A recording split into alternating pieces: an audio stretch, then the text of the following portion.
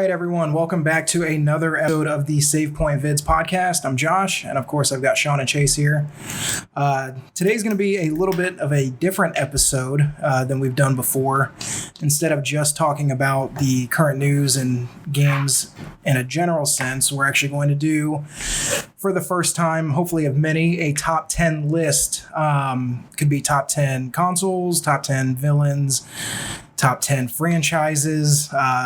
So who knows? But today's episode is actually going to be top 10 RPGs of all time. So this is not an objective list. It's very much subjective. We didn't go to Metacritic and just search, the top rated RPGs in any given category. These are a personal top 10 list. And then at the end, what we'll do is actually combine those individual lists into the definitive Save Point Vids top 10 RPG list for your enjoyment.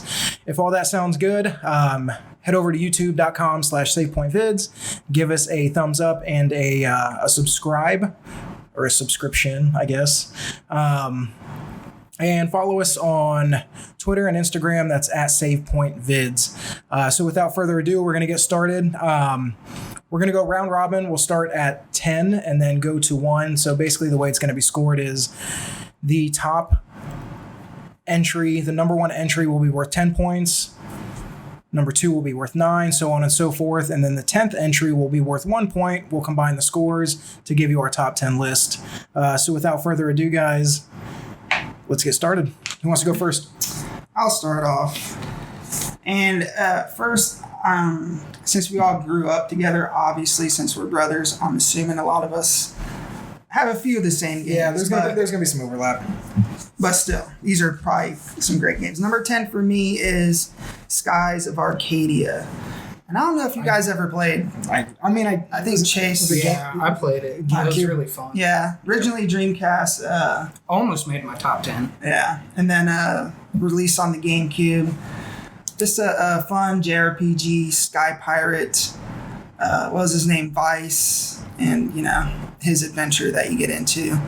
And one of the things I really liked about that game is, not just... You didn't just have regular battles. You actually had ship battles. You had these massive ship battles. Flying ships. Your airships could fight other airships, and I don't know. The game always stuck with me. So that's my number 10 to start off the list. What's yours? Number 10. My number 10 is Tales of Symphonia. Was that the GameCube one? Yep, GameCube. Okay. Main character is Lloyd. God, that was such a long time ago. Yeah. They had a sequel, didn't they? Yeah, I heard it didn't do as good. I never played it, actually, the sequel. But, I don't know, I love the characters. I love any Tales' combat system. Yeah, they got the great combat. And the story, I don't know, it really stuck with me. It was, I don't really remember the story. There's this, her name's Colette.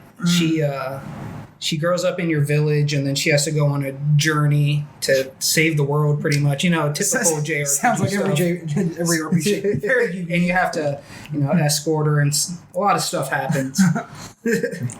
All right. So my number 10 is actually KOTOR. So that's Knights of the Old Republic, the original. For the younger viewers and listeners, you might not know, this was released, I think, first on Xbox, and maybe it came to PC at the same time. The original Xbox, and it was developed by BioWare, and it was the first game that I know of.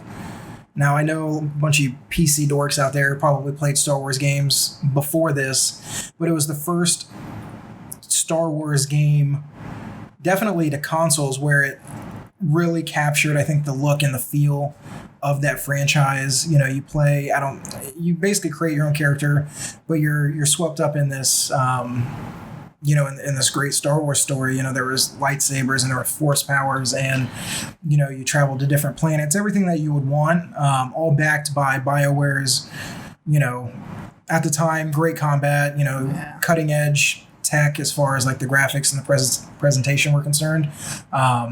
That was one of the first games I remember having the good and evil meter. Yes, it had the light and the dark side choices that you could make, which I mean, that's and it seems like in every game since then. You know, you had Mass Effect had it in the Renegade and the Paragon. So yeah, I mean, it was very innovative for its time. Like I said, it was definitely great to see a Western RPG have that type of, you know, engrossing story. Obviously, it helped to have the Star Wars license backed up with it, but yeah, definitely my top 10. Number 9, Tales of Symphonia, which is Chase's number 10. So, you know, I'm not going to go too much more into it. We'll just keep moving. Yeah. All right, my number 9 is actually no, it's your turn. My number 9 is Lunar 2. Yeah, it's a great game. Yeah, I love it because it's not just your typical turn-based JRPG. You have A little to, more strategy. yeah, you have to. Was that the one with was it Working Designs? They had the cool art book that came with it and everything. Yeah. Okay. Yeah, I love the art style. I love like old school 2D sprites. Yeah, like the cutscenes were like anime Animated. style. Yeah, and then the battle system, it was it's all dependent on where your party is on the field and where the enemies are. So it's not. Was just, it really? Yeah. I didn't. Yeah, you had to like you could move around. Yeah, I you could remember move them that. around. I didn't remember it making a difference, but And it's got a great soundtrack. I listened to that. We had the sound was the original soundtrack. I think it came as part of that same That box set. We got the Working Eternal Designs. Blue Yeah, Working complete. Designs. Yeah. They're defunct now. They no longer exist. But they had Lunar, the original Silver Star story, and then Lunar 2, Eternal Blue, and they had some Those other. were released on the Sega. We had There was a we got the Saturn. one that was released PlayStation. re-released on PlayStation. It was the Eternal Blue Complete. Right. It had came with the big thick instruction booklet. Maybe that's what I'm thinking. And of. then, Instruction booklet and slash then art the book. Yeah. official soundtrack. Yeah. And I I remember miss that game. instruction booklets, man. I know. Different time. Number 9 for me is The Witcher 3. This game, full disclosure, I never beat it. I played probably 40 hours of it and never got out of the first act or the first chapter. It Yeah, was I ju- played a lot of it, and it was just there's too much to do. I was overwhelmed. There's a lot to do in that game. It's for me that has a certain OCD about trying to like when you play like Assassin's Creed or Far Cry. You try to 100%. Yeah, and you like you check off every box in like a certain area of the map, like you do all the side quests. It's and like everything you do, 2 more things. yes, pop up. it started to become so overwhelming. That's why I never finished it. However, the 40 hours that I did spend with it, it was great. I mean, obviously, CD Projekt Red, that's the game that put them on the map. Obviously they came out with the first 2 Witcher games, which were I never played the first 2, and That that's was the all. only That's 2 all. that I did play. That's also a reason why I stopped playing the third one, because the story, it was hard to follow because I felt like there was a lot of backstory I was missing, and I didn't quite understand. it was just The it world was and one the of those lore. games where you could, I mean, just like a Skyrim or a Elder Scrolls or what's the other one they do, or a Fallout. You can kind of just point in a direction and keep walking Right. as far as you want and see what you find.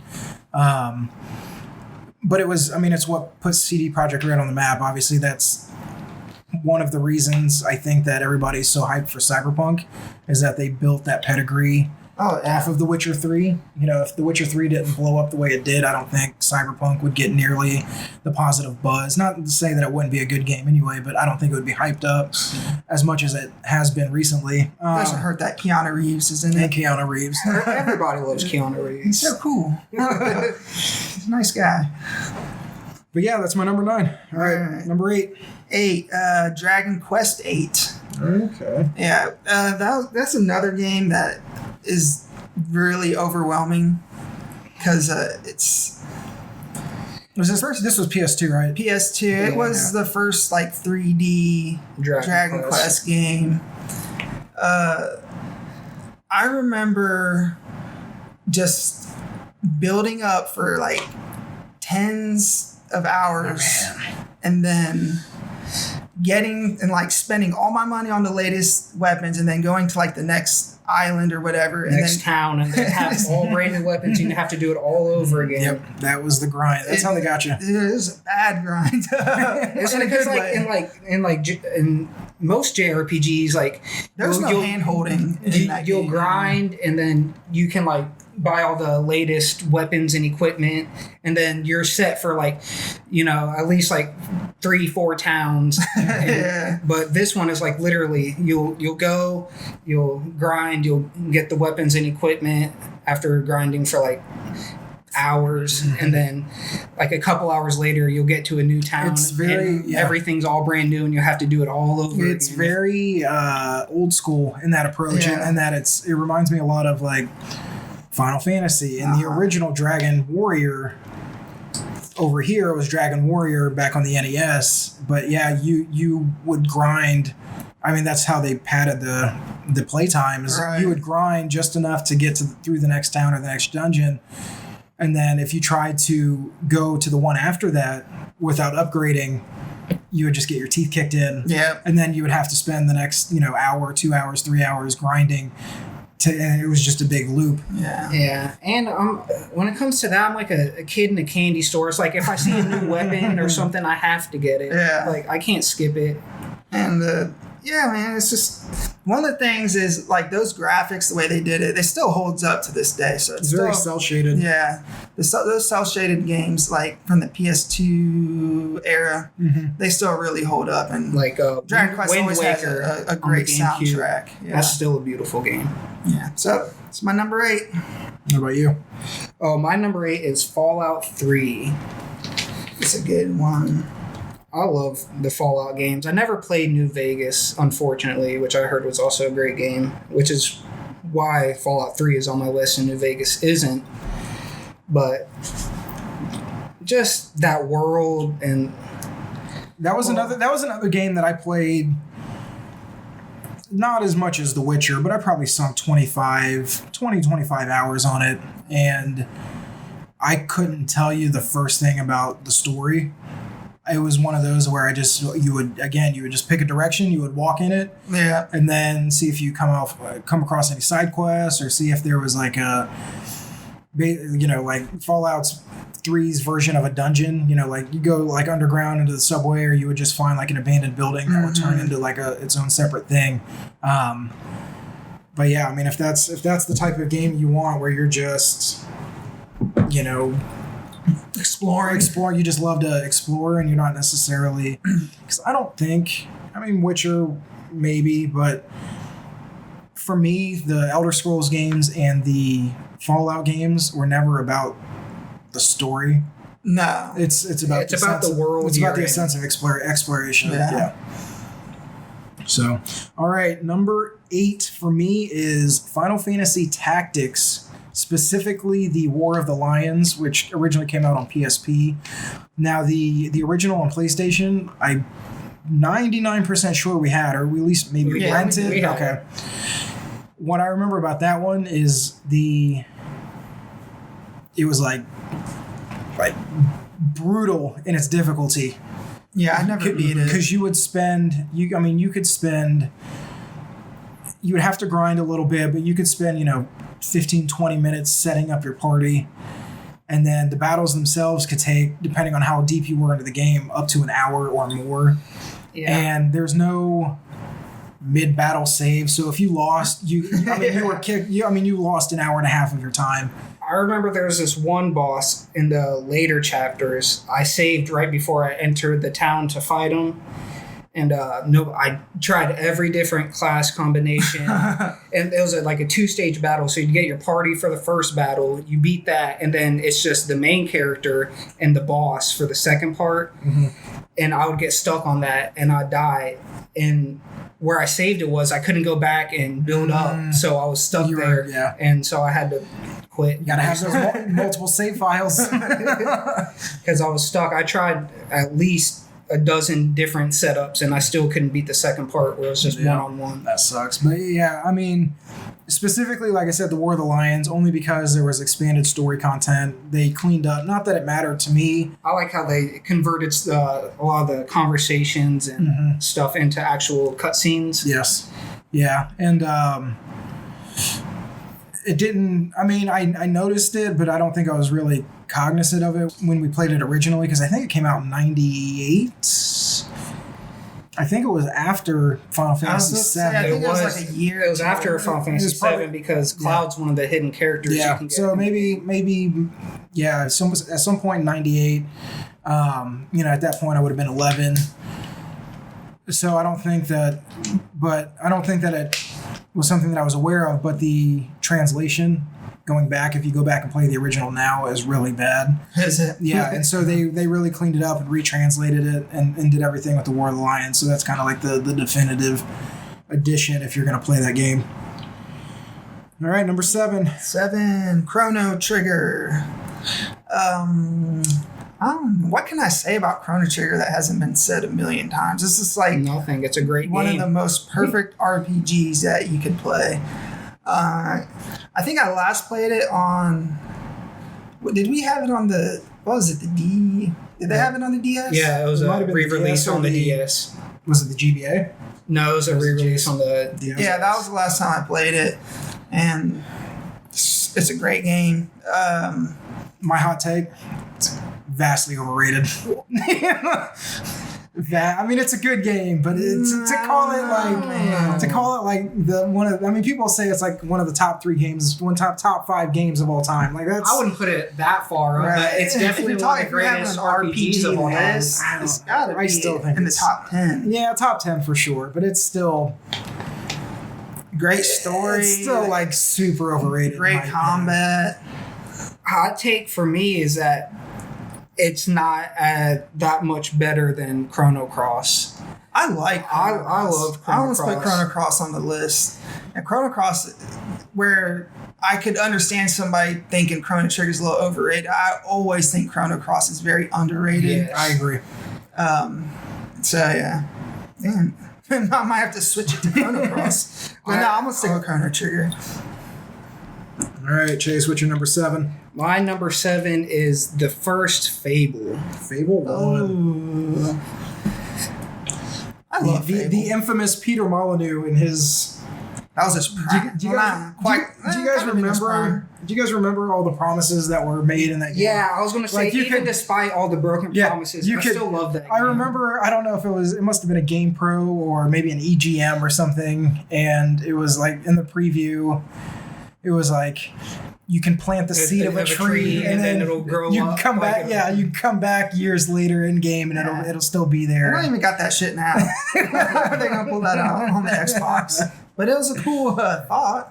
It's a very, I remember that game. We had it on Xbox and it was definitely fun. Again, I couldn't tell you what the story was about, but I remember the combat was it was an action RPG. Yeah. It wasn't turn-based or anything like that. I remember that. But what sticks out to me the most is the like the style. The world, it's like whimsical, Yes, it's like very old English. At least the first one was like, because I think the second and third one was moving more towards like the gunpowder. Yeah, era. they did. And the first one was more like medieval fantasy, high fantasy type stuff, which I like more than the other style. It was a good game, and I think it's only a matter of time. If you watched our E3 coverage, I think it's only a matter of time before that game gets rebooted. Oh yeah, I'm sure. I think they're Is working on it. Lionhead? They didn't close Lionhead, did they? Is that Lionhead's closed. Yeah, they did close it. Okay. Yeah. So I mean, if they shifted over to either a third-party developer and just make No, it I think it's exclusive. first party. Microsoft. First. Well, I'm saying like, oh, okay. Well, I was gonna say like if they hire like an outside studio to just make it exclusively for Microsoft, Yeah. I thought they were doing it in house. or if they put a team together. I think it's only a matter of time because really, when you think about it, they don't really have. Microsoft really doesn't have like an RPG in the first party. They have the racing game and they have the. They have their first-person shooter. third-person Yeah, so shooters. they've got all that. I think it would be a big benefit to them to have an RPG in their stable. My number 7 is Chrono Cross. Oh, interesting. This game like you said, I think you put it perfectly. I think it is vastly underrated. I love the combat system, the percentages. The combat system was great. You had the elements, the field effects. Yeah, the field effects. You had it was basically all of your turns were based on the amount of, I don't remember what they were called, but basically the action points or the ability points that you had. Yeah. And you could string together different combos. So if you just wanted to, let's say you had 6 points, a heavy attack was 3, you could do 2 3s, or you could do 6 light attacks. Right. And you could just mix up the combat however you wanted, and then you had your elements that you could add in. I remember it being one of the first that I remember where if you were, what you were talking about with Final Fantasy Tactics, where if you realized you were outmatched in a boss battle, even in the boss battles you could run away, and you go back and regroup and then try again. The story was great. I like how it had branching paths to branching. Yeah, one of the first decisions is you can have some characters that you can recruit, and then if you get them, then you lose access to a bunch of different story characters. changes for a little time. And so it was very cool. Yeah, there were basically parallel dimensions where you play as this kid, Surge, where you and one of the other main characters, I think she's on the cover of the game, the original game, Kid, you basically get sucked into a parallel dimension that looks almost like yours, except in that world, spoilers for a 20-year-old game, you died. Spoilers for 20 minutes. Yeah. You got 20 minutes into the game. But it was very cool, and then you kind of, at some point during the game, you have the ability to travel back and forth between the dimensions and basically figure out what happened. And then, spoilers, partway through the game, you stop controlling Surge, you control somebody else, and that was a big twist. Yeah, I remember that. Yeah, so Chrono Cross, it's a great game, vastly underrated, better than Chrono Trigger. That's and also another game that with a great soundtrack. Yes, I love video game soundtracks. And that one's one of the best ones. So on to number 6. I won't go too far into it since it's already been mentioned, but Fable for the Xbox. It's great nostalgia time for Fable. So we'll go on. All right, my number 6 is Legend of Dragoon for the original PlayStation. I love that game. Legend of Dragoon. Never beat it though. I feel like it's very underrated because it came out a little bit after Final Fantasy VII and all the hype around Final Fantasy VII, so this was overlooked. And it had one similar plot aspect. Right. And so people made it seem like it was a ripoff, but it really isn't. It's completely different. It has its own style, its own story to tell that isn't similar to 7. The combat system is so good. That's what I was going to get to, the additions. Yeah, the button presses. I got to and I kid you not, I got to the very final boss in that game and I could not beat him. And I never saw the ending. I still to this day don't know how it ends. I at this point I don't remember what it's about. I think the farthest I got was the beginning of the third disc. Because it was 4 discs, and I remember that was a big deal. In each character, you knew which character was going to join your party because they were all bright. It was like Power Rangers. I don't remember the guys. The main characters had a certain color. Yeah, the main character was red. You had I remember it was a karate master or something. He was purple. And then, when you walked into a new town and then you saw everybody else is wearing brown, and then you have this guy wearing bright green, you knew that he was the one to join your party. Yeah, but I love the battle system. It keeps you engaged. Yeah. Sometimes in other JRPGs, turn-based, you're just mashing the X for attack and then waiting for your turn and pressing X again. But it had timing, and then certain times you had to counter, and if you didn't, you'd get knocked back and your attack would end. And right. Yeah, I remember that. It was a good game. Some of those combos were complicated, man. But when you pulled them off, it always felt really good. Yeah. My next one, number 6, is Final Fantasy VI. That was very close to being added to my list. It was the first.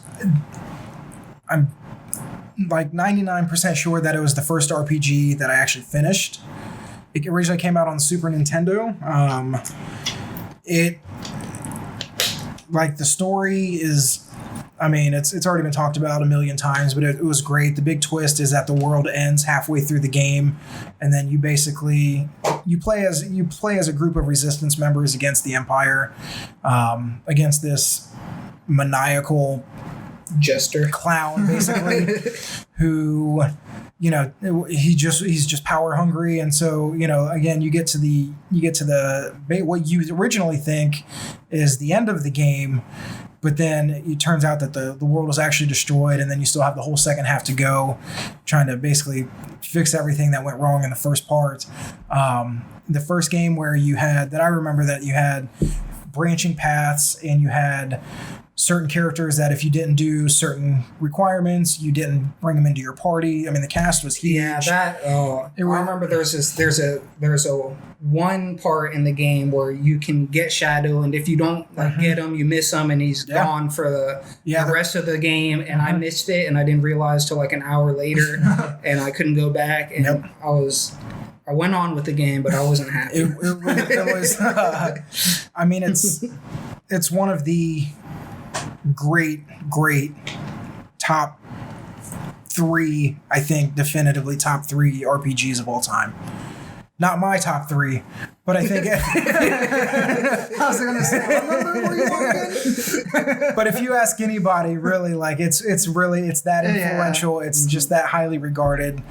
I don't think it belongs up there I don't think Chrono Trigger belongs up there with it, but those are the 2 games coming out of that console, specifically the Super NES, where those are the 2 games that really defined that generation. What number are we on? Number 5. Elder Scrolls Oblivion. And the reason I put Oblivion above Skyrim is because Skyrim was just like a beefed up, prettier Oblivion. But when Oblivion came out, it looked so good and so much better than anything that ever came before it. Yeah. That, I don't remember how old I was, but I think I was maybe like 13 or 14. When was that a launch 360 game? Or close to around that same window. Yeah, I don't think it was a launch, but it was maybe like 6 months. This is when, because granted the Xbox had it and the PS2 had it, but this was the 360 when it launched. It was the first console that was truly like designed to be online. Mm-hmm. And the one of the big things that I remember about the game is people were still trying to figure out microtransactions. Oh god! And I just had never figured it out. We wouldn't be. And they had today. They had do you guys remember the 99-cent horse armor? Yeah, I think it was $1.99. Or $1.99. It was basically like $2 and it didn't do anything. It was all cosmetic. And show your friends. Man. It was. I mean, granted, it's come full circle now because a lot of microtransactions now are just cosmetic. But at the time, that was like Bethesda. They got clowned for that. I remember there were jokes. Tell me why, like compared to some of the microtransactions, that actually sounds like a deal, right? Yeah. But Oblivion. It was just the first game. I want to say it was like the first game where you could actually like go anywhere. The first game that I played where I felt like you could just go anywhere and do anything. I know Morrowind. I didn't really play Morrowind. I was going to say, I remember Morrowind on the original Xbox. Yeah, I played it a little bit. It was too confusing at the time. I think I was a little too young to kind of get into it. But when Oblivion came out, I was hooked. I was hooked from the beginning. I probably had over 500 hours playing Oblivion.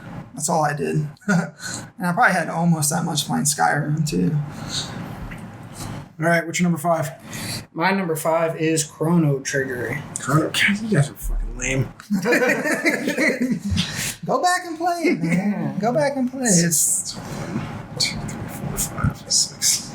Do you ever think it's hyped up for a reason? It's a good game. I just don't think it's like this, like end all be all to like. It's not. It's my number 5. Yeah, I mean it's a good game. That's all I'll say. It's good. It's fine. It's not as good as Chrono Cross, but it's fine. My number 5 is Mass Effect 2. So this was the one that I remember playing on 360, and I remember the first night it came out, midnight launch, and I went home and I played it all night. And then called off work the next day and played it all day. Priorities. Yes. I I couldn't put the controller down. You're not a true gamer Unless you've done that. unless you've called off work or not gone to school. And the first one, the first one was really good, but the system was a little wonky. I still think they were trying to figure that out. Basically, with number 2, and especially you saw that when they iterated on it to number 3, the combat system became much more of an action game and less of an actual RPG. Yeah. So with the first one, the actual damage that you did was all behind the scenes. It was all stats and just like in any RPG. With the second one, how much damage you inflicted, but whether your attack actually hit the enemy, that was more based on like a shooter, whether you could aim, if you could aim, rather than your accuracy stat that was like in the first one. Yeah. But besides that, it was very cool. The story was awesome. I mean, you basically went on a suicide mission. At the very beginning, the stakes are laid out that the only way to defeat. Fuck, I can't remember the name. What was the alien race? The enemies? The Reapers? The Reapers, yes. Reapers, yeah. Basically, the only way to defeat the Reapers is to have the suicide mission where you take the fight to them, and then you're going out to all these different planets in this galaxy and recruiting all these members for this one final push. And between that and all the side characters and their backstories that you can flesh out if you want to through like personal side quests, to the combat, to at the time the presentation we talked about it earlier, but the renegade and paragon system. I mean, everything was. And also, you could have sex in that game. Yes, which is everything we all work towards. I think that was the first one. Was that the first game where it allowed you to do that? I think so. That's the first game I played. Outside of San Andreas. Oh yeah, hot coffee. Yeah, you're right. But yeah, I mean that game was great. I mean, love Mass Effect. It's a fantastic game. Number 4, right? Yep, number 4. Yeah. It's already been said, but Lunar 2 Eternal Blue, PlayStation, and we'll keep it moving since we already talked about it a lot. 6. So my number 4 is Final Fantasy X. We need to get the remastered version. Mm-hmm. Yeah. It was hard for me to decide between any Final Fantasy between 6 and 12. Yeah, they're all good. But I settled on Final Fantasy X. The story was really good. I think it has one of the best stories. Personally. I liked how you could in battle you could switch party members in and out. Yeah, on the fly. I love the sphere grid system. Mm-hmm. I wish they would bring that back. Just because, I don't know. It was wasn't like customizable, but you could kind of branch off and go like, in the definitive version. In the definitive version, you can actually. They have what's it called? It's the sphere grid, but it's there's an option at the very beginning before you even start the game, where it asks you if you want to play the international version, I think, where you can basically have your starting point anywhere on the grid. So if you wanted, if you wanted Tidus to be a white mage, you could do that, and you could basically switch roles around or mix and match however you wanted. It made it. I didn't do it that way. I have the definitive edition, but it does make the game a lot harder because you can get stuck if you're not careful with how you. Right, you could just kind of spread out. Right, you're not really strong enough to do anything. The game was great. I mean, it was the first one on PS2. It's the first one with full voice acting. Yeah. After I was thinking of the infamous ha ha ha scene. Yes, the laughing scene. If you don't know what we're talking about, look it up on YouTube. It's a thing. It's really bad. The world is really cool and tropical vibes, which I really It was so different from like any other Final Fantasy I'd ever seen before. Which was the first Final Fantasy without a world map. Yeah, so it was very. I want to say linear in the sense like Final Fantasy 13, but yeah, you had to. It was played it like section by It section. was linear in its progression, but Yeah. each area was wide open. big. Very like hubs almost. But if that game had like achievements or trophies, that would have been the first game where I 100% of the game. I remember getting all of the ultimate weapons. I remember Those things were hard to get. Some of them maxing were. everybody out. Had to get the crests and the sigils. Yeah, the good crest and the sigils. I remember for which character was it? You had to dodge lightning 200 times. Kamari, Yeah, I think, was, and- it was his. And there was one with Titus to get his ultimate weapon, like either Through the chocobos. you had to do the chocobo race or whatever it was. It was timed, I remember, and I remember falling short by half a second so many times and finally getting it. But yeah, the story was great. It was really good. I mean, it really ushered in that, and then not an RPG, but that and Metal Gear Solid 2, I think, really showed the power of what the PS2 was going to be all about, because it was all within that first year or so of the launch of the system. 2000, and then 2001, and Final Fantasy 10 came out. 2001 or 2002. I think it was that fall. I think that and Metal Gear Solid both launched that fall. It was right around 9/11, actually. Was right in that same like month or two. My number, what number are we on? Number 4? 4. Yep. My number 4 is Persona 5. Haven't played I that. haven't played it. I want to, but Just came out within the last couple of years, and that game is fantastic.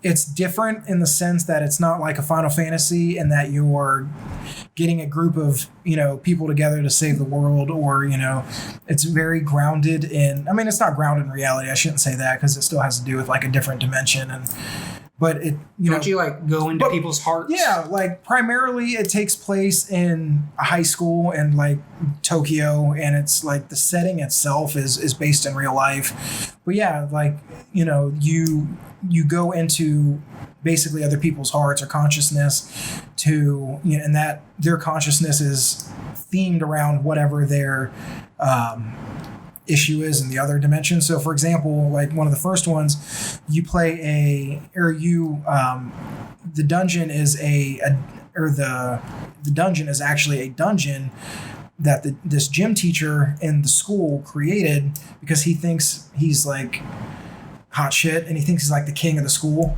And so his actual gym teacher. Yeah. And so That was like so his actual, so when you go into like basically try to like break him free, the actual dungeon is like a castle with a dungeon, because that's what he thinks is the castle. Yeah. And so it's stuff like that. And so it's very deliberate in the way that it's like laid out. The combat is very good. The thing that really stuck out to me though, it's typical Is it turn-based? turn-based RPG stuff. I mean, there are different abilities, and obviously you can summon personas and things like that. But it's very stylish. The soundtrack is very pop, like synth, like heavy. It's a weird mashup, but it works with the vibe. It looks like I can't really think of anything off the top of my head, but it's presented like the actual cutscenes are anime. And they're drawn out, even the in-engine cutscenes are very anime inspired. The text and the menus are all anime inspired. Like it's very stylish in that way, and I think it really works for it. That game you could easily spend 120, 130 hours. I've heard people playing that for ridiculous amounts of time. You could play it. I don't want to say as much as a Fallout or a Witcher, but I mean you can easily put in 150 hours if you really wanted to.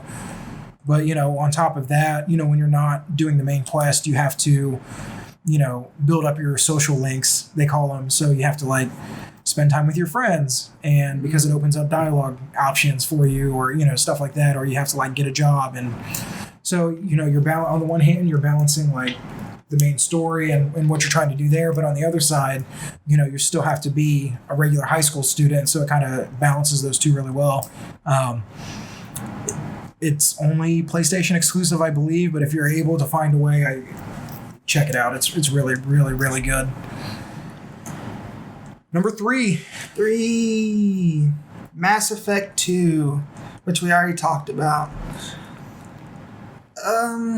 I don't really got nothing to add, except there's probably 2 games where I felt like I just didn't want to stop. And one of them was like Half-Life 2. And Mass Effect 2 is probably the other one, where I was just completely addicted to it and I just played them all day. But yeah, we already talked about Mass Effect 2 a lot, so keep it moving. What's your number 3? My number 3 is Elder Scrolls Skyrim. Skyrim. Yeah, it's a lot like what we said about Oblivion. Yeah. But just I think everything's done. Times 100. Everything's done a little better. I've sunk at the very least 100 hours into that game, probably closer to 200. It's very easy.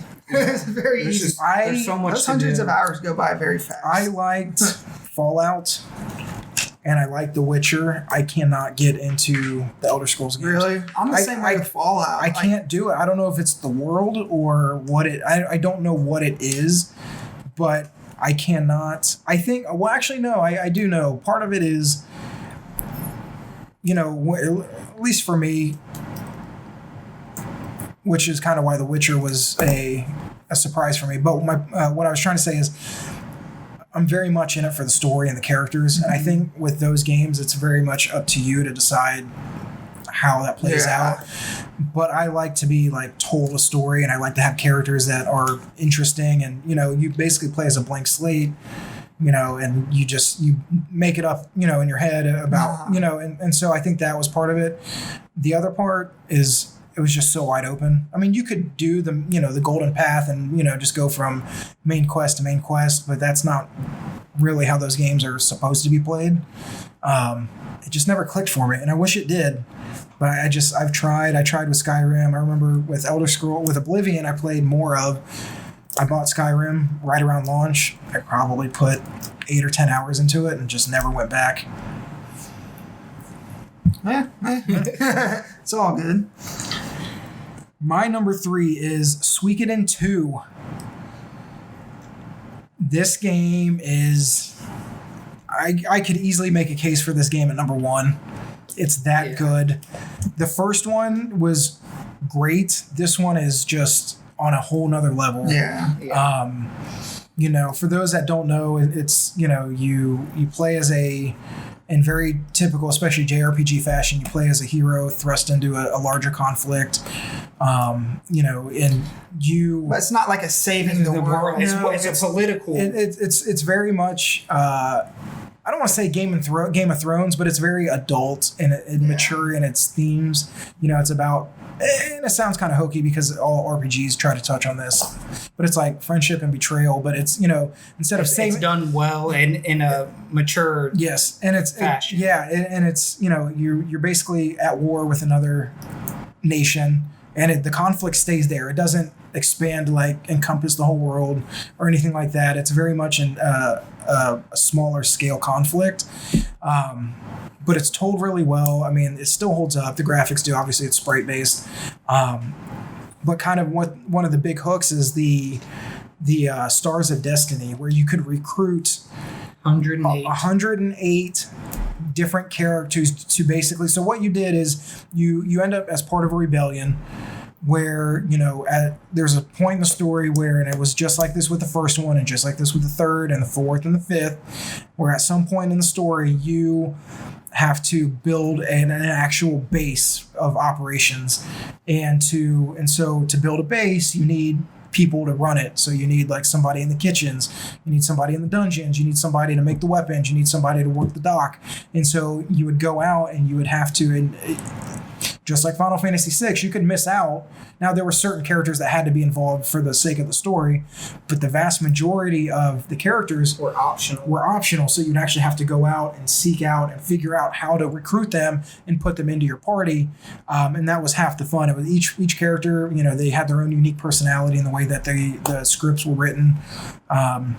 One of the things I loved about this game was one of the... Fantastic game. You recruit a chef, and then later on you get to do these Iron Chef style battles. Yeah. And they didn't include it in any of the subsequent 3, 4, or 5, and I was always very upset. Yeah. Because I loved those mini games. I can't imagine those games sold terribly well, especially the ones on PS2. But they're kind of obscure. I would love to see that series come back. They're like cult classics. Within the past couple years, I know the second one, Suikoden 2. After they released it on the PlayStation Store. Yeah. We had kind of getting like a little bit of resurgence and recognition. Yeah. I mean, there was a point before it was available digitally where, because we had the first two especially. Yeah. I mean, just the original PlayStation copies. Yeah. You could sell Suikoden 2 on eBay for hundreds of dollars. Yeah. Easily. And I was just like, I remember asking Leo, I was like, do we really need this? Turns out, yes. But fantastic game. If you guys have access to whether it's the original or more likely digitally, I mean, it's a game that's absolutely 100% worth playing. And the soundtrack, it has one of the best video game soundtracks, I think, out of any game ever. Yeah, very, very, very good game. Yeah, and that's my number 2. It's the same thing. Suikoden 2? Yeah. That's my number 2 also. Okay. So that's 9 points for each. That's 1, 2, 3, 4, 5, 6, 7, 8, 9. 1, 2, 3, 4, 5, 6, 7, 8, 9. Okay. So let's skip then, since we already talked that one. My number 2 is Final Fantasy X. So won't, labor this point too much. It was the first one that I really... Not the first one, but it was the first one that was like, it really was like next gen. And that's easy to say because we felt that way when Final Fantasy VII first came out on PlayStation. But I think with the addition of voice acting and, the true 3D character models and 3D environments, I think it was just like, your mind was blown. You didn't even think that stuff was possible. Yeah. I mean, and in certain scenes, it actually had like different facial expressions. Mm-hmm. It wasn't just like a blank slate with their mouth moving. Oh, another thing about 10 is Blitzball. I was going to say that. I forgot to bring up earlier. That's my favorite Final Fantasy minigame. There would be times where weeks on end, I wouldn't even play the story. I would just hop on and play Blitzball. It's like underwater soccer with like special abilities and cool if they made just a Blitzball game, I would so get it and play it if they made it like more in depth, because that's how fun. I know some people don't like Blitzball, which I never got. I thought it was great. Blitzball. That's my favorite Final Fantasy mini game, and then of course the card games from 8 and 9. Yeah. Mm-hmm. All right, so let's number one picks. Final Fantasy 9. All right. So, this game is... I loved Final Fantasy 7 and 8. 9 was probably the first one where I was, like, super engrossed in the characters. And also, I liked the tone. It was a little more... It didn't take itself very seriously. Right. It was, like... There's a little more humor in it. I'm, like, a huge, like, fantasy... nerd, so I like the fantasy setting more than the previous 2 games, which are more cyberpunk, like steampunk type, settings. Right. Mini games I played. I got like every single card for the card game. Not recently, but like when it first came out. Mm-hmm. I beat it. Great game. I got it. I got the PS4 re-release. Speaking of other fun like 4 or mini 5 games, times. I love Chocobo Hot and Cold. Yeah, in that game. Pretty much. Is that the Chocobo, and then you have to peck to get closer, and it'll tell you hotter or colder, and you get treasure for it. I remember that. Lots of side bosses and optional stuff to do, just like all the other Final Fantasy games. Something that I don't think any of us have ever been able to do is get the Excalibur 2. You have to reach the end of the game, the final dungeon, like halfway through the final dungeon in less than 12 hours. Yeah. I think I don't remember how they do that. I think you have to like open. You can open the case without turning off the console to skip the scenes. In the older one, I'm sure in the digital release you can just press start to skip it or something. Yeah. Well, in the new ones, even with Final Fantasy VII, you could press a button and it would fast forward gameplay like 3 times. So you move through, everything was 3 times as fast as normal. So in that is probably, and then you could also press another button to like max out all your stats and stuff. But like I even bought Final Fantasy 9 on my phone. That's how much I love it. good game, great game. Yeah. It was fantastic game. What about you? I think everybody who knows me knows what my number one is. It's Final Fantasy VII. What can I say about this? There's a reason they're remaking it. I love this game. It's not only my favorite RPG of all time, it's my favorite game of all time.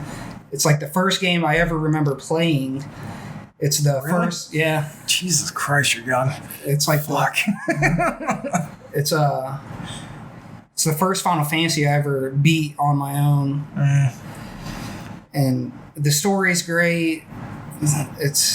It's not as developed of a game as later Final Fantasies, but I think just the nostalgia factor for me always keeps it at the top like of the the list. music, like if you just hear one soundtrack from the game, it's like instant nostalgia. Yeah.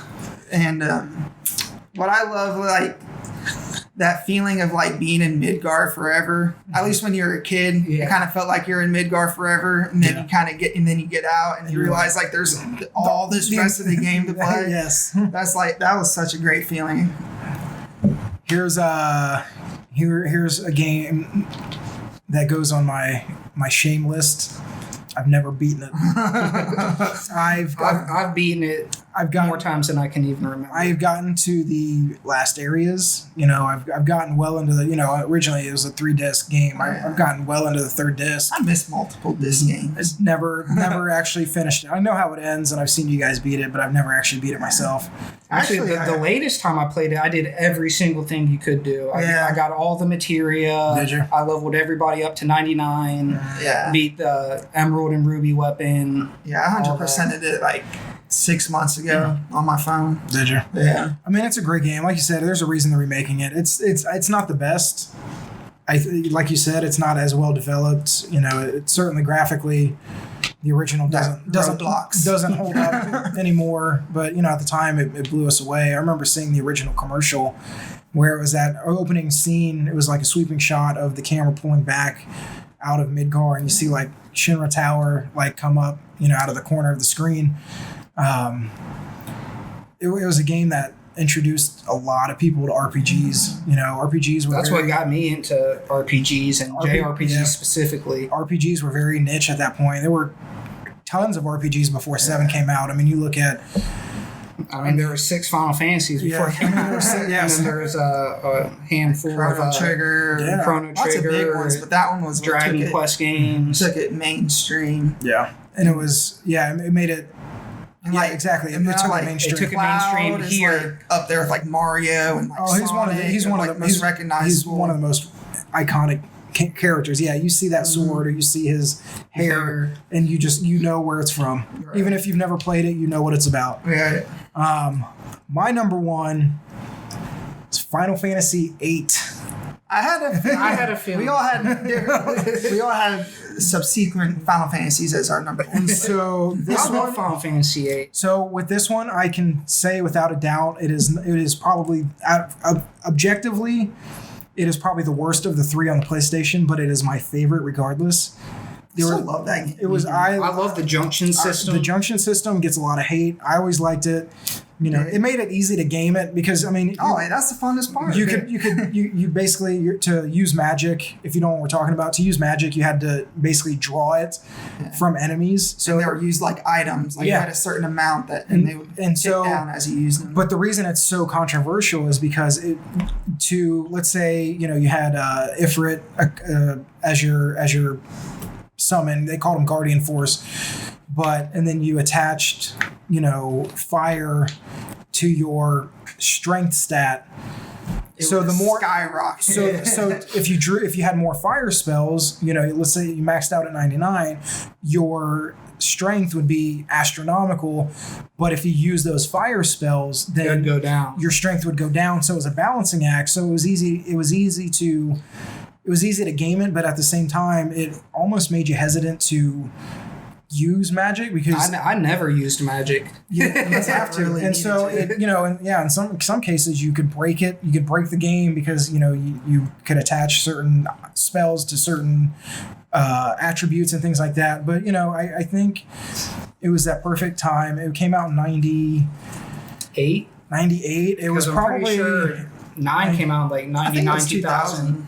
Was 9. So it was probably late 98. No, it might have been early 99, early mid 99. But I don't know. It was that perfect time. I was just going into high school. I was probably in 7th, maybe 8th grade, and the story really grabbed me. A lot of people don't like Squall as a character. He was very brutish and moody and very emo. He was deep. Same with Cloud. No more or less than Cloud was. So but the story. I mean, the story again, objectively, it does fall apart in the third act. You have this character that you've been fighting the whole time, the sorceress, Ida, and it turns out like they pull the rug out of under you, and she's really not the main bad guy, and it's like this time-shifting sorceress from another dimension who wants to basically compress time into one. It got off the rails very quickly.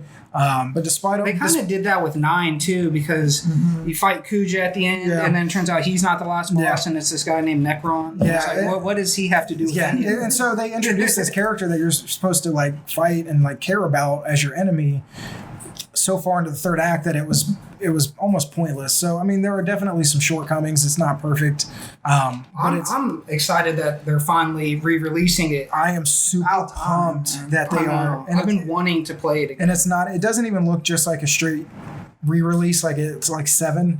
They are now. It's not like Final Fantasy VII Remake where they're completely redoing it, but they're cleaning up the graphics. If you've looked at, YouTube videos, new textures, the faces look better. It's not as blurry. Obviously they're up-resing it to 1080. It's also another game that has a great soundtrack. Any Final Fantasy, really. Yeah, Nobuo Uematsu, man. He knows what he's doing. But yeah, that is my number 1. So what I'm going to do, guys, I want you to fill some time. I'm going to tally these numbers up, and then we will give you our definitive top 10 RPG list. Well, I'm going to go over some games that almost made the cut, but didn't for me. One game that I just remembered while we were putting it, which would have definitely made it on my list, but since I didn't think of it till like halfway through the list, I didn't put it on there, would be Kingdom Hearts. Yeah. That definitely would be on my list. I'm Kingdom upset Hearts. That I forgot it. I'm playing Kingdom Hearts 3 right now. Just beat Arendelle. But some other ones that didn't quite make the list. Let's see, I got them right here. Diablo 3, which I know Diablo 2's the one that everybody loves, but I just never played it. So I got Diablo 3 on the 360 when it ported to the Xbox. I thought we had Diablo 2 on the PC. We did, but I mean, I was young when it came out, and I just didn't really get the concept of like just looting and fighting. Diablo 3. A game that was close to making my list was Super Mario RPG for the Super Nintendo. I just beat that like a month ago. I almost put that on my list, and I knocked it for Mass Effect. Yeah, I beat it about a month ago. We got the Super Nintendo, the mini one, and it's on there. Jade Empire, another old BioWare game for the Xbox. It was like it's like Kung Fu RPG. It was like ancient China. Yeah, I love the world that they built in Jade Empire. Dragon Age Inquisition, which is a little bit of a newer one. It came out maybe about a year after the PS4 and Xbox launched. And I love all the Dragon Age games. I played all of them. But the third one, Inquisition, it really mixed the sort of the strategy of the first one with the kind of fast-paced action of the second one. So I love that. And let's see. Pokemon Yellow. Oh, yeah. I was close to putting Pokemon Y on mine. It's Pokemon games. You got to catch them all. I love Pokemon Y. It was the first fully 3D Pokemon game. Yeah. It had all the previous Pokemon. Yeah. And it had the Mega Evolutions. Oh, yeah. God, are you guys excited for the new one, the Switch one coming out? I am. I love Pokemon games. Yeah, it's like it's like the 3D Pokemon games, but better. It looks- Right. Yeah. I'm sure the world's going to be even bigger. It's on an actual console instead of a handheld, so I'm sure everything will be bigger and better. And what else do we got here? Golden Sun, which was a Game Boy Advance I like the second RPG. one more. Yeah. Mhm. I don't think I beat the second one. The first one is your I love kind of it. your typical JRPG, but it has like when you're out in the world or out in like a dungeon or a cave, there's more like Zelda style, like puzzle solving type stuff. And that's some really hard puzzles in Golden Sun. I love how Golden Sun ends on a cliffhanger, and then you play the second one, and light spoilers, you end up controlling like the people who you thought were the bad guys from the Yeah. first one. Was there a third one? Yeah, there's a third one. I think it came on the Was it DS. 3D? Yeah, it was 3D. Yeah. On the DS. I didn't really play that one. Another one, Dragon Quest IX for the DS. That was really good. I never played Dragon. Yeah, that was Quest like you could like customize your own character. You like build your own character and stuff. All right, so we got it. Finished up. Save Point Vids definitive. Now there are some ties in here, so I'm only going to list off the top 10 games. It's not necessarily top 10 rated, kind of just because some games had the same amount of points. But in descending order, number 10, which is actually number 8 because we had a tie, is Skyrim. Then we had a 3-way tie for Final Fantasy 7, 8, and 9. Then we had a 2-way tie for Lunar 2 and Fable. Nice. We had Chrono Trigger coming in at number 4. Number 3, we have Mass Effect 2. Number 2, we have Final Fantasy 10. And number 1, greatest RPG of all time, Suikoden 2.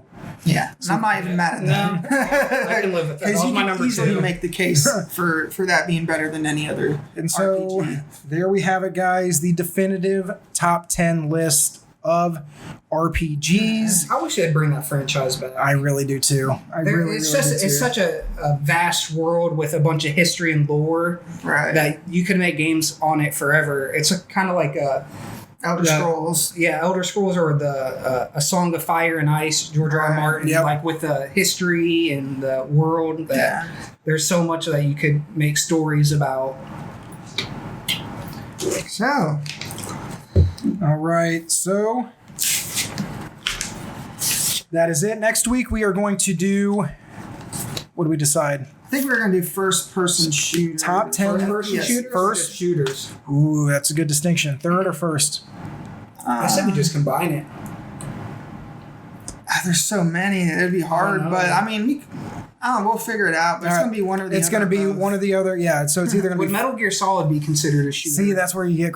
Right. Because- Maybe we should just do first-person shooters. because you can't really make a full list of just tactical espionage games. it's like Right. that and Splinter Cell. I know that's like the only one. So would it be considered a shooter? Because that deserves to be on the list. That franchise.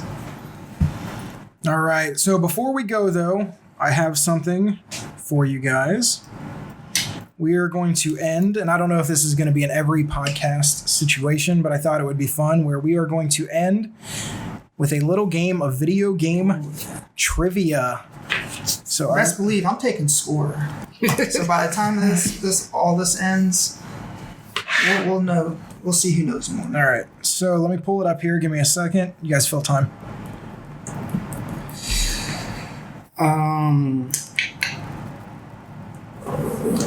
All right. Is it any specific trivia, or is this a general video game knowledge? Video game knowledge. All right. So- I could really I could really tank this. Yeah, me too. That's what I can was see thinking. myself maybe getting like 1 out of 10. But there's certain things I know about a lot more than others. I'm not like super knowledgeable on like publishers or like stuff No. like behind the scenes stuff. So we'll see how we do. All right, where did that page go? Now if we did like a Final Fantasy one Yeah. day, as you can tell, we're like huge Final Fantasy nerds. This is pretty much what we grew up playing. Yeah, I grew up playing JRPGs. Yeah. It's probably why they're like my favorite I remember the first one I ever genre of games. was remember when we were playing Mystic Quest and we almost burnt down the house? Yes, I did. Because we were playing Mystic Quest. It was before school. Yeah. We were in grade school. For that. We were in grade The school. whole wall and cabinet was on fire. Yeah. And we put some Pop-Tarts in the toaster, and then we like just set it and then forget it, put it in and started playing Mystic Quest, and then went to the kitchen, and the Like the entire whole kitchen was wall's, on fire. engulfed in flames. Luckily, some Superman fella ran by, saw it, came in, put the fire out, and then left. Yeah, like a true superhero. Yeah, came in, saved us, and left, and that was it. There's some other. I'm trying to think of that's my earliest RPG memory. That, and then like a little later on came Super Mario RPG. You know what? Another good game RPG for the regular Nintendo was Crystalis. Oh yeah, That I was love a Crystalis. really good game. That was I don't remember who it was made by, but it was like a top-down action RPG. Right? It wasn't turn-based. It was it was action RPG. It was like if Zelda was an RPG. Right. See, some people consider Zelda an RPG. It's not. It doesn't have stats and stuff. That's what makes. Right. That's what makes an RPG. The Breath of the Wild does, but yeah, I never considered Zelda. It's an action adventure game. That's what I always considered it. And when we get to adventure games, I already know what my number one prize is going to be. This sucks. I can't find the page that I had. Where do you find? You know, like when you is it starring a website the same as bookmarking it? I sound like an old person. Yeah, I think so. Okay, because it's not. Are you on Chrome? Yeah, Chrome. I think so. Yeah. And then you just go to your bookmarks and it should be I swear to there. God, I did that, and it's not. I don't know. You could always Google. Is there like a different folder it could be under? Oh, bookmarks bar. Nope, nothing. We're looking for bookmarks. We look like a bunch of old farts right now. We'll just cut this out. Yes, we will. 100%. Because it had it in a list. Do you even remember like what website or? No, I remember Googling video game trivia. Maybe it's this one.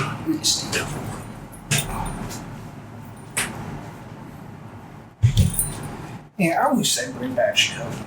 Yeah, man. But now defunct Konami. I don't know, right? Maybe they'll bring back a Plinko version. Plinko machines. Who knew the Plinko business was so much more profitable than the video game business? Apparently it is. Boy.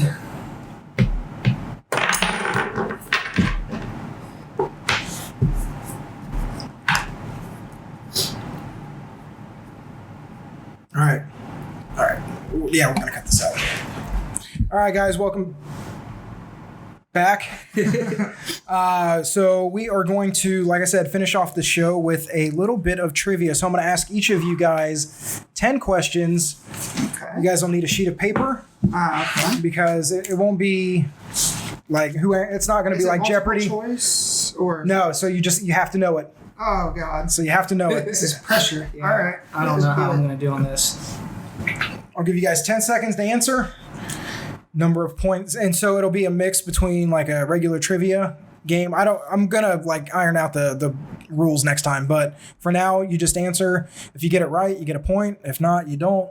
And All then worth the same amount of points. Yep. And We then each have 0 points by the end of this. and then there will be a final Jeopardy question where you can basically If it's tied, do we go to lightning round? yes, and then you can wager the amount of points you have to try to come out on top. All right. All right. So question number 1, and these aren't ascending and like difficulty. These are just 10 questions. Nintendo began as a company selling what products? Playing cards. I think you're supposed to write it down. I knew that anyways. Okay. I knew that anyways. So playing card. You guys each get a point. All right. How about we just don't get any points for that? I mean, I really did know that one, so that's not a big deal. All right. Dr. Light. My paper. Dr. Light is the creator of which classic video game character? Dr. Light? Well, Dr. Light is a character within the game also. It's like in the lore of this game. Dr. Light is the creator of which Let's do it. classic video game character? So it's a well-known character. Yes. I don't know. This I is just so put wrong. something down. Yeah, I only got 10 seconds. This is so wrong. Damn, I know this is wrong. All right, let me go back. The protagonist in Grand Theft Auto Vice City was voiced by which famous actor? Okay. These a little too hard? Yeah, it's really hard. I'm just taking a shot in the dark there.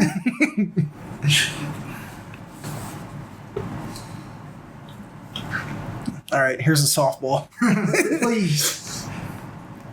What is the name of the legendary video game designer who created the Mario franchise? Oh. Oh my god. I know this. I'm drawing a blank. There's too much pressure. Oh, I forgot to answer these. All right, let's go back. Number 2. Well, let's finish this one. I got The mine. original creator of Mario. Oh. It is Mario? What? Who is the creator of That's Mario? number 4. Question number 4. Oh. Who is the famous video game designer who created Mario? Oh, I couldn't think fast enough, so. Okay. All right. So, question number 1. Nintendo began as a company selling which products? Playing card. The correct answer was playing cards, so you each get a point. So mark that down. 1 for me. I'm gonna lose. 0 for... No, I'm just kidding. 1 for Chase. Dr. Light is the creator of which classic video game character? Dr. Mario? I'll put Mario. Mega Man. Damn it. Mega Man. So no points for you guys. The protagonist in Grand Theft Auto Vice City was voiced by which famous actor? I couldn't even think of one except Keanu Reeves, so I didn't put anything down. Ray Liotta? The answer is Ray Liotta. I knew it was one of those gangster guys, but I couldn't think of one. I kept thinking of Joe Pesci and Keanu Reeves. Joe Pesci would have been a better choice. But I knew it wasn't. He has a very distinct voice. All right. And then... Oh, yes. The famous video game designer who created Mario, Shigeru Miyamoto. I knew it. Miyamoto. All right. Point. I knew it started with an N. I just couldn't remember. I was You got 2 still points. trying to think of an actor who wasn't Keanu Reeves, and then you threw that on me. All right. Next question. Ed Boon and John Tobias are the original designers of which renowned video game franchise? Wait. Dun, dun, Yeah, I dun, dun, dun, dun. Wait, read the question again. Ed Boon and John Tobias are the original designers of which renowned video game franchise? I was backwards. Never mind. You got anything? Mortal Kombat. Mortal Kombat is correct. I knew that. I watched a little documentary on like, Great Big Stories YouTube I almost channel said about Doom. But no, I was like, no, it's not Doom. I'm getting my ass rolled. Yes, you are. What the hell? All right, hold on.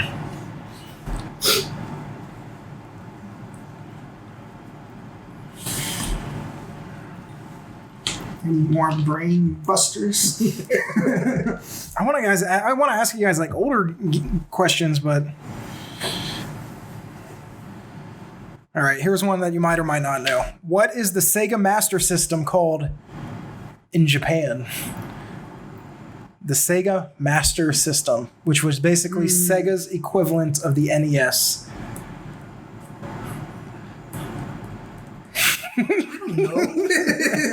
I'm gonna say Sega Shogun system.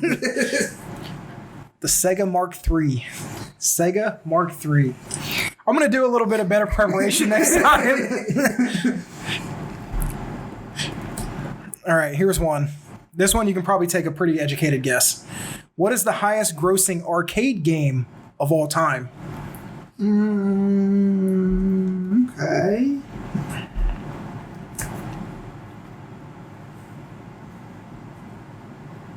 Is it Pac-Man? Pac-Man is the correct answer. Oh, I put Street Fighter 2. Street Fighter 2 is not the correct answer. Hey, I knew it was one of those two. I've gotten 5 out of 7 right. Well, good for you. This is good for me. What is the original name of Mario?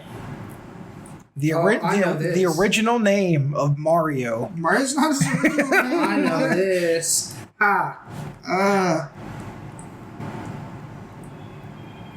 It's something weird. Is it like Plumber Man? 5, 4, 3, 2, 1. Jumpman. Jumpman is I knew it correct. was man something. Getting right. Ha. Are you keeping score? Because I'm not. Chase got that Ish. Ish. Which video game holds the record for having the highest budget ever? I already know it. I think. I don't. Time up. Yeah. Did you write it? Or do you have it? Grand Theft Auto 5. Grand Theft Auto 5 is correct. I had. Grand Theft Auto 5. How many questions is that? I don't know. That was number 9. So we got last one and then Final Jeopardy.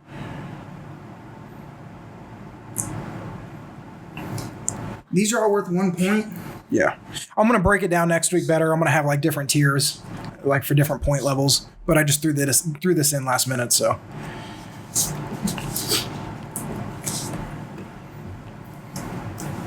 What is the name of the hero you control in Mike Tyson's Punch-Out? Oh, I know this. What is the name of the character you control in Mike Tyson's Punch-Out?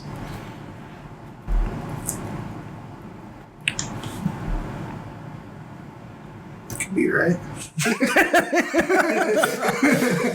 All right. What do you got? Little Chief. Little Mac. Little Mac is correct. I spelled Chief wrong. Little Chef. That's not one for Chaz. So the score, if it is correct, He's been keeping count. Sean, you've got 6. Chase, you've got 3. I will withdraw 3.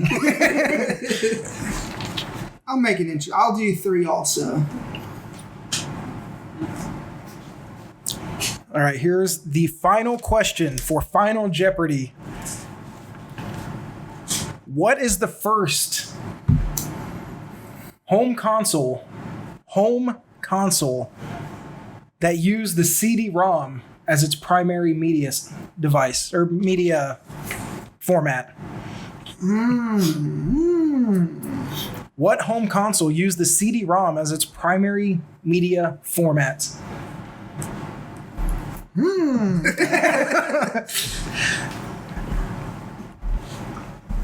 I phone a friend?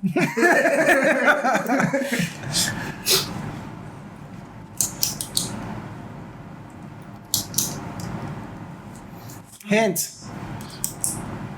The console was released in 1993. Oh. Dude, I think I know this, dude. I think I know who made it, but I don't remember what it's called. I know this isn't right, but that's the only thing I could come up with. I know it's like it's not like It's something that never. it's like an obscure console. You guys have your answers? I don't have the name. Isn't it the one? Isn't it like the console that had like those like knockoff Mario and like Zelda games? Like where Link talked. You got anything? I mean, I got a guess. 5, 4, This isn't right. 3, So, 2, 1. Oh, is it the Apple Pippin? The Apple Pippin is incorrect. I'll put Sega Saturn. The Sega Saturn is incorrect. It is the 3DO. by the 3DO company. I knew that. I knew it somewhere in my mind. I knew that. That's not a brand new name to me. When did the Apple Pippin come out? I don't know. Fucking no. It's a real thing. I didn't just make it up. So by that, Sean, you still came out on top.